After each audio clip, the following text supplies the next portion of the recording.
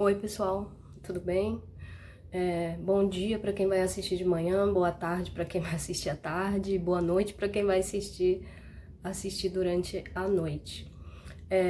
A gente está dando início às aulas do capítulo 8 do livro Trilhas do sexto ano, e esse capítulo fala sobre a civilização da Grécia Antiga, tá? Então, eu costumo dizer que a história grega, os gregos foram os povos mais originais que já existiu, porque através deles a gente conseguiu obter uma porção de conhecimentos que até hoje a gente tem no nosso dia a dia. Por exemplo, a democracia, que hoje a gente fala tanto, né? Principalmente discussões políticas, as pessoas falam muito sobre a democracia. Então, a democracia é uma herança dos gregos. O teatro, que é sensacional, é uma herança dos gregos. A filosofia, que eu amo de paixão, é uma herança dos gregos. Então, hoje, no nosso dia a dia, a gente tem um monte de coisa que foi herança dos gregos, né? Por isso que eu costumo dizer que foram os povos mais originais, que tudo que surgiu depois pega um pouquinho lá dos gregos para poder contar a sua história, digamos assim, tá? Então vocês já sabem que a gente tem uma porção de herança dos gregos na nossa vida. A civilização grega, pessoal, ela surgiu por volta do século V a.C., lá na Península Balcânica, tá? Então a Península Balcânica estava lá de boaça e começaram a chegar na Península Balcânica diversos povos indo-europeus. Aí tu pergunta, mas o que é povo indo-europeu, professora? Eram povos que vinham da Ásia Menor. Pensa aqui comigo, a Ásia Menor tá bem aqui e a Península Balcânica tá bem aqui do ladinho. Só fizeram atravessar da Ásia Menor, os povos indo-europeus, para a Península Balcânica. E esses povos foram particularmente 4, tá?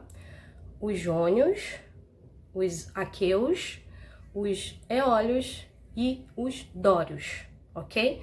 Os jônios, os aqueus, os eólios e os dórios.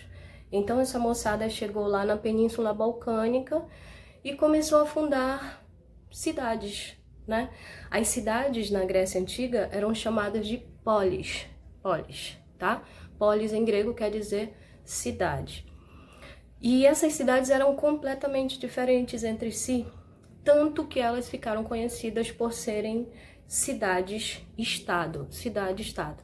O que é uma cidade-estado? A cidade-estado é aquela cidade que ela é totalmente independente, ela tem a sua própria economia, tem a sua própria política, tem seu próprio sistema de governo, é completamente independente, tá?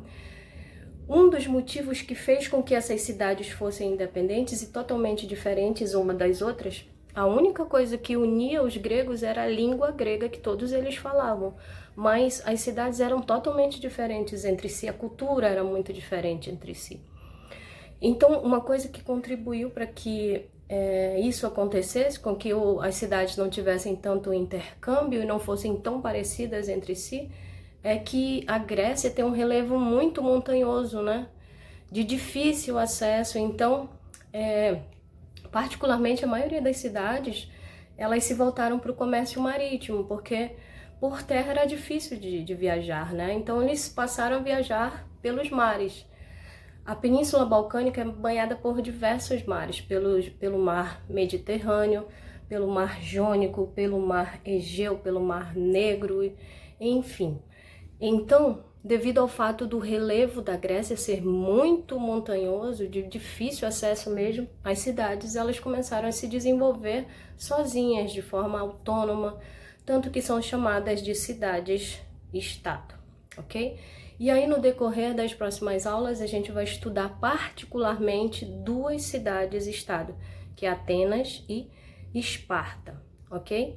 Mas antes, eu só quero reforçar que a Grécia ela passa por períodos, né? A história da Grécia ela tem 5 grandes períodos, ok? E a gente vai estudar no decorrer dessas aulas alguns desses períodos e algumas cidades que se destacaram, como eu já falei, Atenas, principalmente e Esparta, tá?